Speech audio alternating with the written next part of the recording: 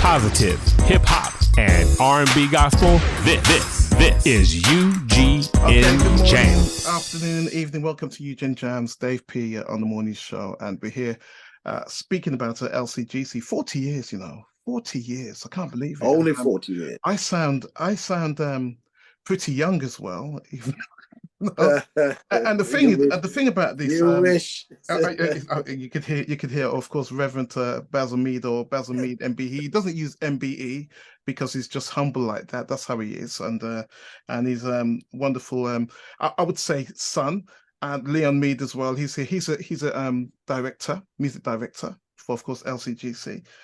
40 years of LCGC, and the thing about LCGC and to Basil and Leon, you may not know, but I'll say to Basil, I'm from Birmingham, okay? And I used to watch Basil Mead and LCGC like crazy, and not knowing, because you look at the younger generation like me, you look at the younger generation, you think, are we round about the same age?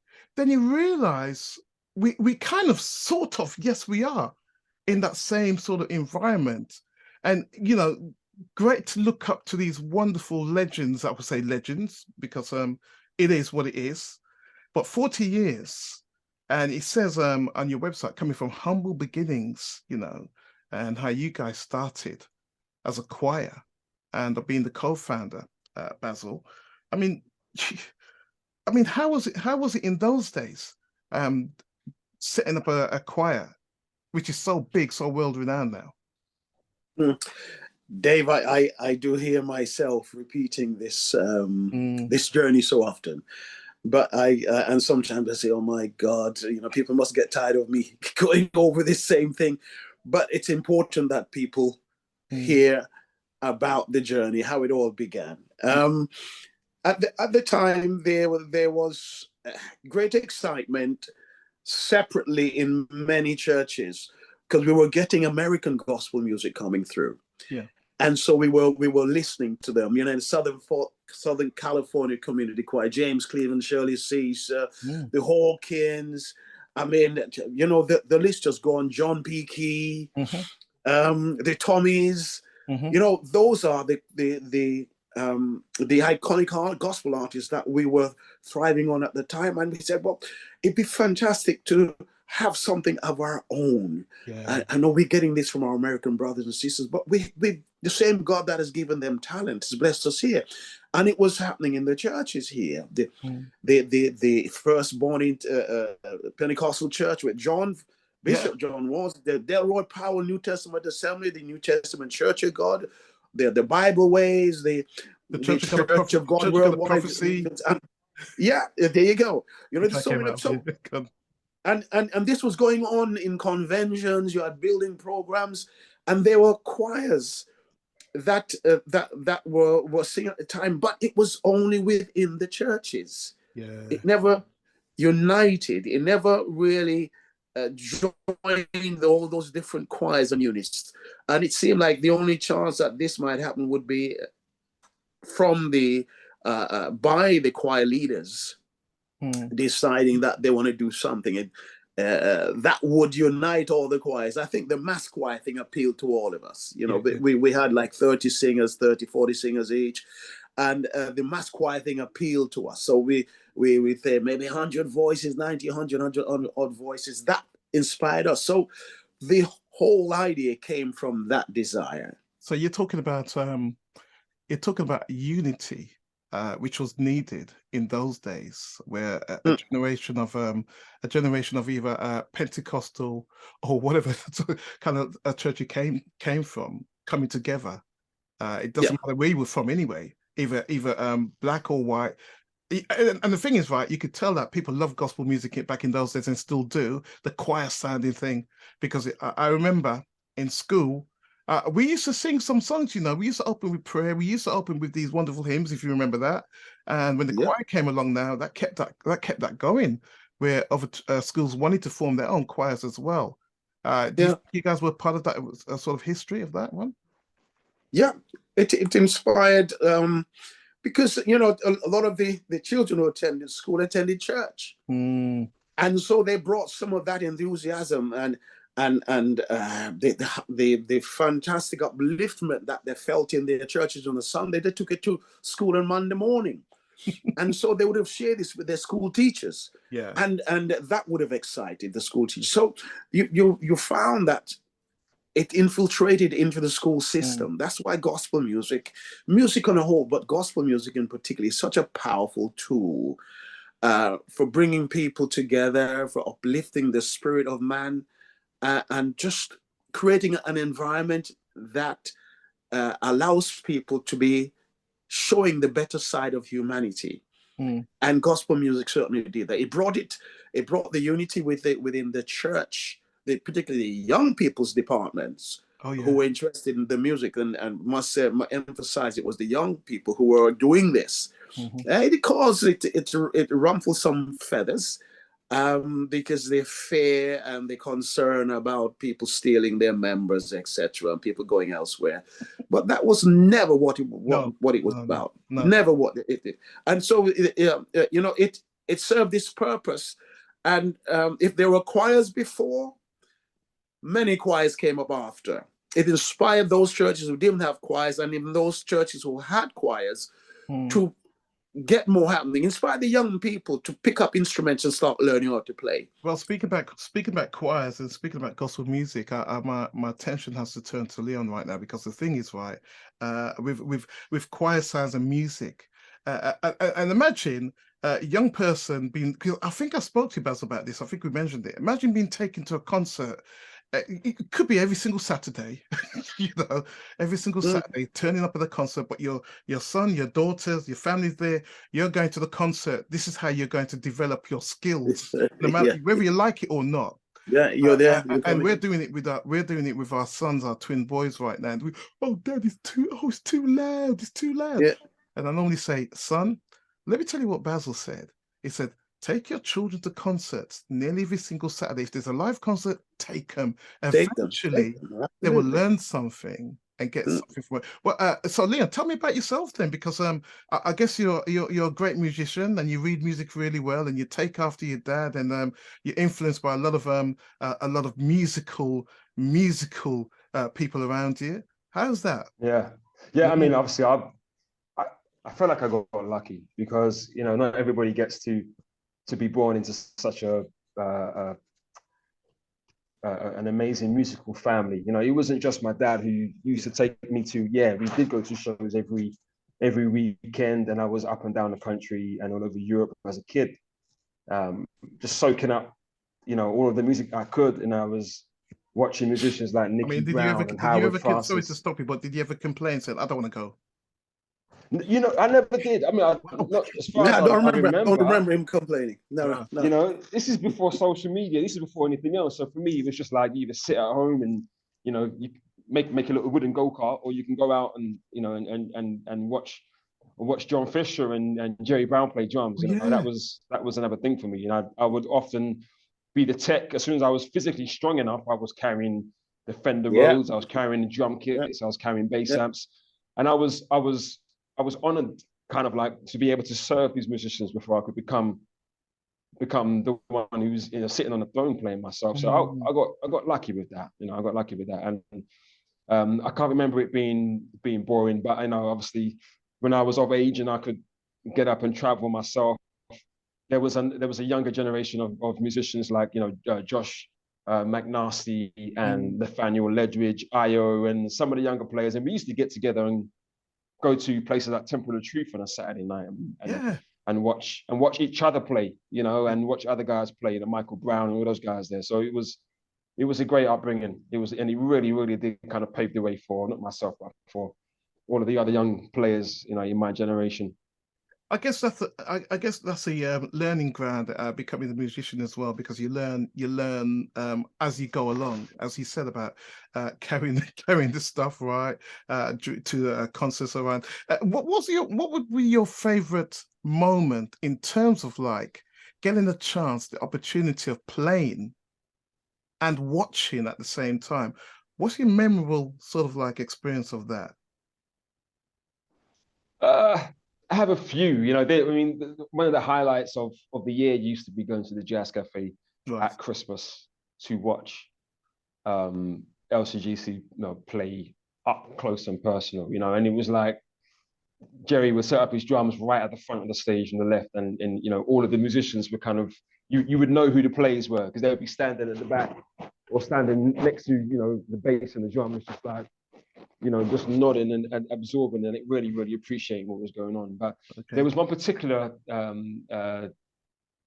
day when, I don't know if you remember this, Rev, but we had a show somewhere, and I was teching, so I was carrying. It was Nicky Brown, it was Noel Robinson, Tony Williams. I was carrying their stuff, and John Fisher was, I think he was just starting IDMC at the time. Yeah.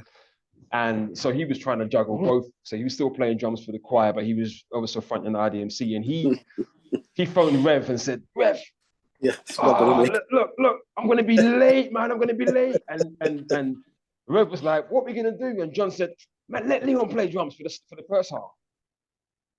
And, you know, and this is my first time ever really playing for the choir, you know. And I had to jump on it. And Rev was like, look, John's not going to make it, so you got to start the gig off. Oh, wow. And I was like, you know, like, okay, you know, I've got to do what I have to do, you know. So I jumped on, and then I see John coming in late, and he stood side of the stage, and he just looked so proud. But obviously, he's seen me all the years growing up, watching him, and then he just stood by the side of the stage. He didn't actually take me off. You know, he said, you know what, you finished the first half. Oh, wow. And he just stood there and he just watched. And that was a really inspirational moment for me. And I came off and I was like, you know, how was it? He was like, solid. And that really pushed me. And then I think it was a few months after, Rev and Basil and John had a little chat. And then Rev said to me, you're in. Yeah. You know, this is your time.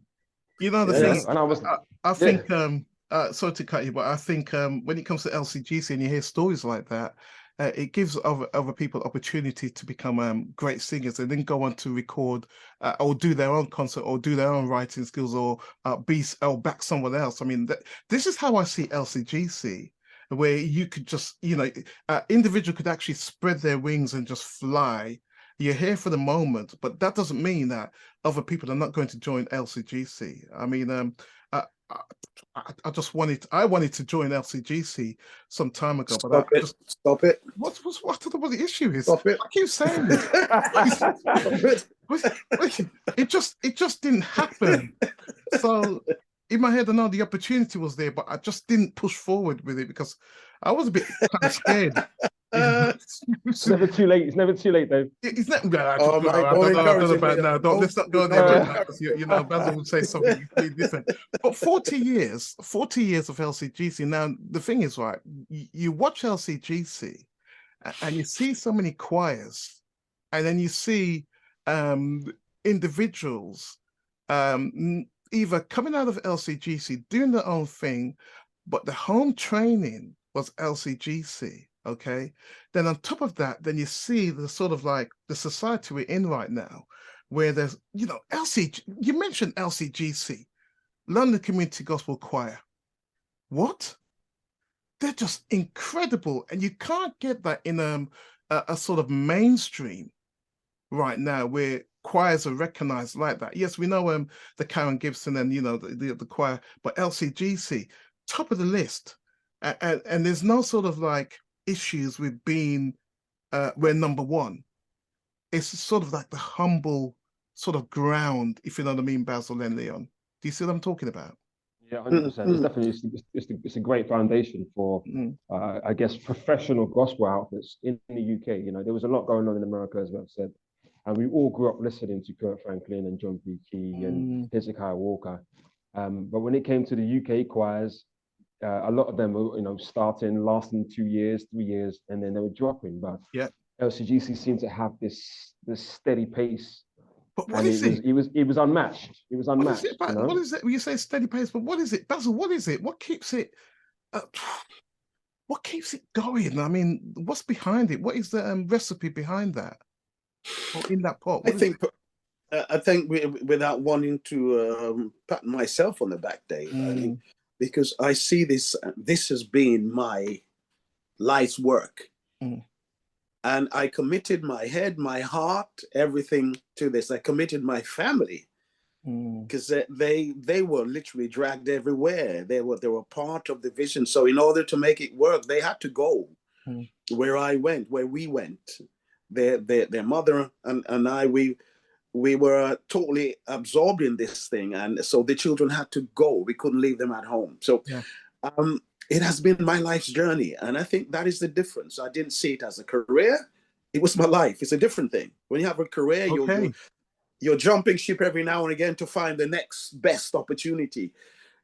It's not for me. This was my only opportunity, so I had to give my best into it at all times, especially through the tough times, because that's when I really had to dig deep and question myself. Is this really what I want to be doing?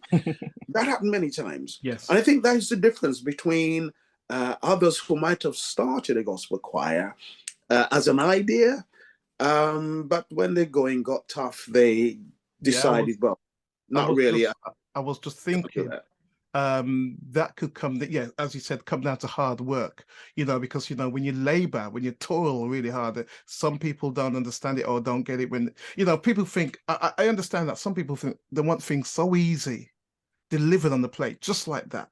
And I think with LCGC, I'm a big fan of LCGC, and it's not because of the choir, because of what you stand for, what you want to keep on doing, and how you inspire generation. Legacy, I think, what LCGC has, and especially with young people, let's move LCGC forward even more. When you and Liam, when we've gone, LCGC can still survive and do what they need to do. And this is the thing about a wonderful, outstanding group like this. And you've met a lot of people. You've met a lot of people in mainstream, and I'm just wondering, how did they take to LCGC, knowing that they were a gospel choir, inspirational choir? I have to say inspirational and gospel, because we can do both. Okay.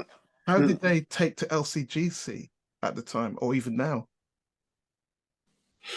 You want to take that, Leon? Yeah, Leon, you could answer that one. I'll tell you. It's funny because I never really kind of thought about, how are they receiving us? It was always love. It was always gratitude, and they almost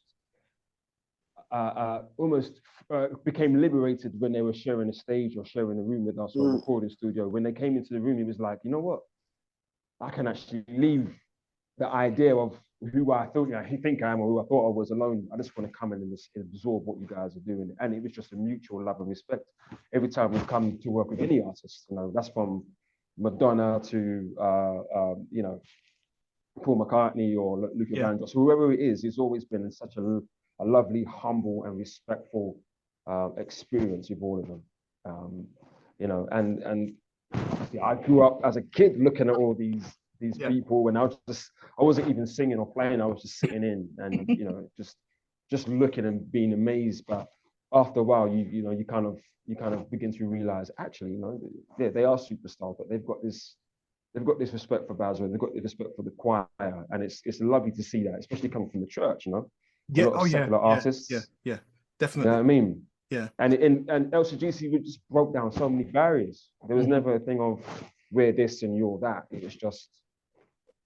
I think also, I mean, we say 40 years because we know we're going to talk about that anyway, and we know there's something coming up 1st of April in Hackney Empire, which is going to be pretty amazing. Looking forward to that. But going back, I think it was last year, Tooting, I do believe. I think I was there.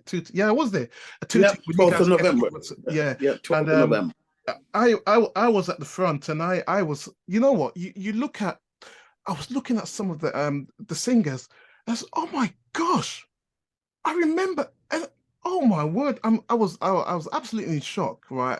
And I thought to myself, I'm looking at these singers who I grew up with, some of the music I've played, and I feel so honored because I'm right in the same presence as this guy in front, going, wow, if only people could come to the front right now and see my face watching LCGC and watching Rocking Away, even though I'm not a part of the group anyway, but we go there. But still, it was just absolutely amazing to see.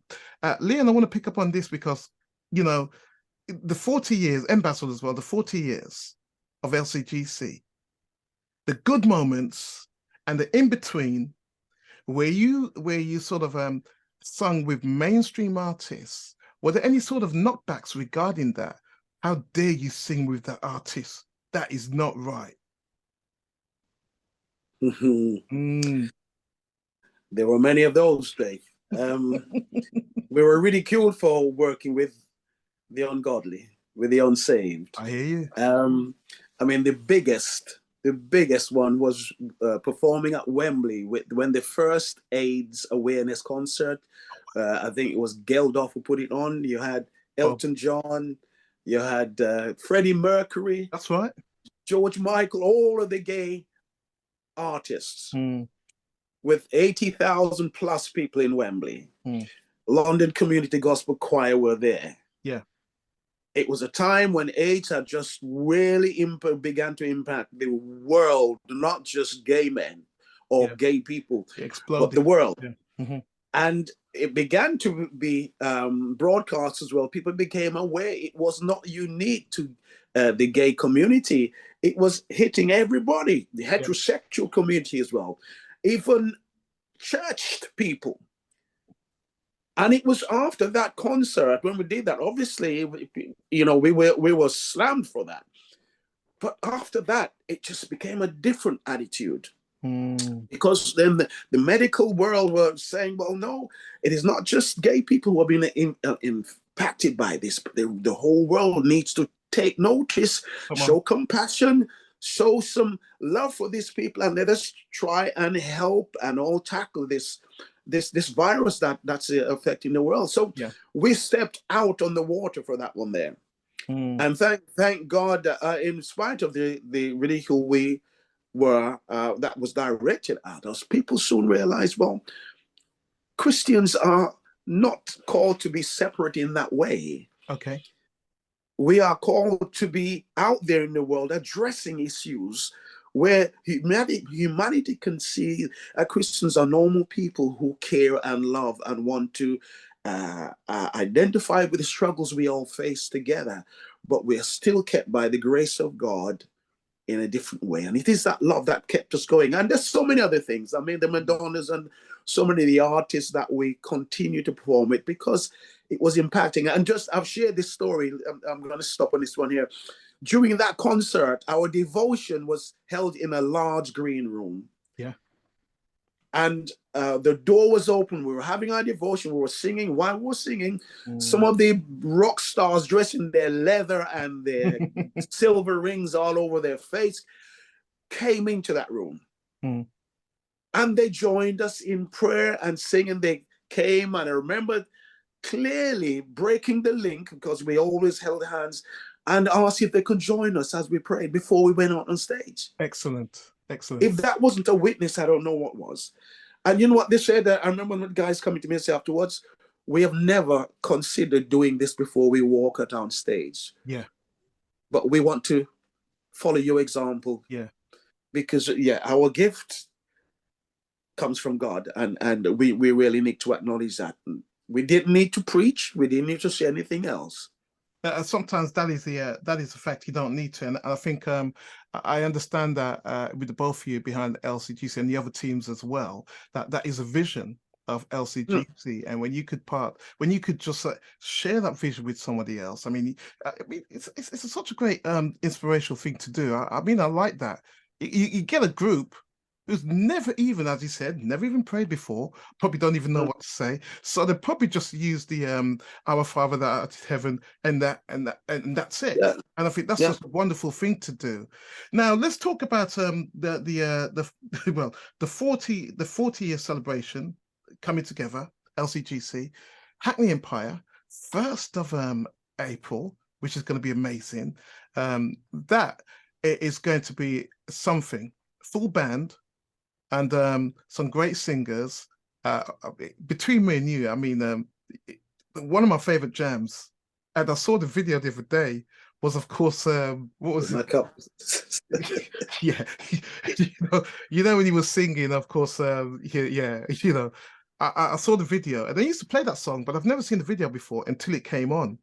I said, "Oh my goodness me, he's singing for real, isn't he?" I said to It's a myself, big tune, though. It's a big tune, Dave. it's a massive song. I used to It's a play it big all the tune. time. Yeah, yeah, 100%. And when I saw it, I said, "Oh my gosh, look at," and he's moving, I was like, He look, got in trouble for that. He got in big trouble for that. can you imagine? And it was the hairstyle that Afro went, "Oh my god." Jericho. I used to Onions have with that. Jericho. I used to have that as well. The Jericho, all that. Well, not anymore. Still, but it was just a revelation, just to see that, a reminder of where you guys are coming from. Now, between me and you, are you going to be doing that song? Is he going to be singing? Is Howard going to be doing that song at all? Get him to do it. If he says no, say no. You have to do it. You just have to. Trying to get Howard to sing that one is going to be a tough one. Really?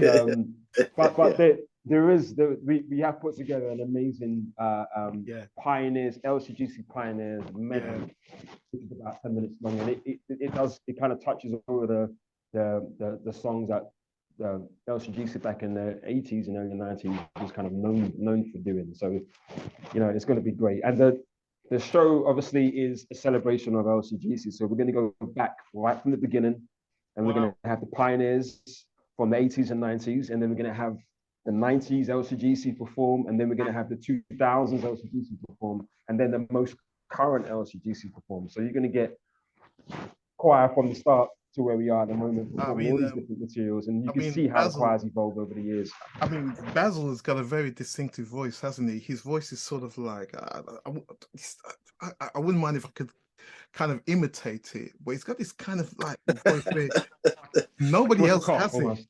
Yeah, I can't explain the voice, but nobody else has a voice like that. It's so incredible. It's really nice. It's such a nice voice. It really is. And thank you for that, Dave. Well, you've got to. It's important because you are who you are, and you're such a wonderful person. And I'm not just saying that because what I've noticed, which a lot of groups don't do, they don't have time to speak to even their fan base these days. Even at concerts, they disappear so quick. But if I could say, Basil doesn't disappear. No. Hi. You're not going to go home and get something to eat? Oh, you know what? Let me just say hi to these people. I know how I grew up. Is respect. So I really admire you for that. Basil, I really do indeed, and that's an important thing. So of course, Hackney Empire, I guess we're all looking forward to, and some of the great songs like Leon said back in the day, you're going to be doing. That's going to be amazing. What is the main focus now? I know it's about the celebration, but what is the message you want to get across for that celebration, 40 years? Is that for you? Is that me or Leo? That must be Leo. Anyone can answer, really. Yeah. Go on. I've been chatting. Go on, Leo. Yeah, I think it's a good thing for people to see where the choir is coming from, and obviously there's a lot of people that have not grown up with the choir or have not seen the choir evolve throughout the years, and they may not know the choir recently, the last year or two. So it'd be a nice way to showcase where we're coming from, where the choir is coming from, and really to celebrate as a finale almost for the 40th year, exactly who the choir is and everything the choir is doing. We've got some soloists coming out, as again you said, the choir has always been a place for development. Oh yeah. So we've got some of the choir members who have their solo thing going on, going to be performing one or two of their own stuff, just showcasing the talent we have in the clan. So that's it, really. That's going to be great. And that's for you, Basil. What about you? Yeah, it's going to be such a special event, because having the generations of LCGC members there, and as Leon's rightly said, I think particularly the 90s generation, so many of them went on to be professional artists. You had the new colors from the pioneers that came out. Faye Simpson's, that was colors of LCGC, wasn't it? If I remember, yeah. That's the first name, but it then changed to New Colors. There you go, yeah. And of course, you got Lawrence Johnson at the heart of all of that, coordinating all of that. And then you had the 90s with your non-Vulas, your Charlene's, Hector and Linton, you Vula. Vika, non-Vula, Vicky Wow. Akintola. Oh, my I mean, word. there were just so many of them, And then you came into Wayne Ellington, who was in Manchester running the Manchester Voices. My gosh. I mean, the amount of top singers that this choir has mentored is incredible. And that's why this celebration on the 1st of April is such a really special one for us, because we are getting together. A number of them will be working on the day, unfortunately, but we will have plenty of them. You got Daniel Thomas, who's such a talented guy. He is, yeah. He's already put everything together. Daniel is like that. He's put the whole show together already. Yeah. And working Wendy Rose will be with him. Wendy was one of my really great choir conductors. Yeah. And then the evening will be all about LCGC, Dave. It will be all about it with the songs that those generations were known for.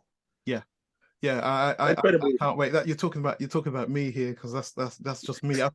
I fit into that box perfectly, I think. Anyways, that's really amazing. You know, I'm not really concerned about the young people. No, I'm only kidding. But I think it's such a.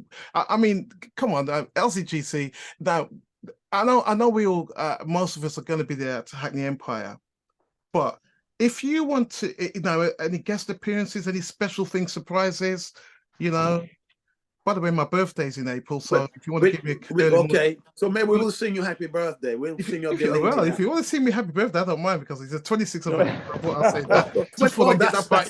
I just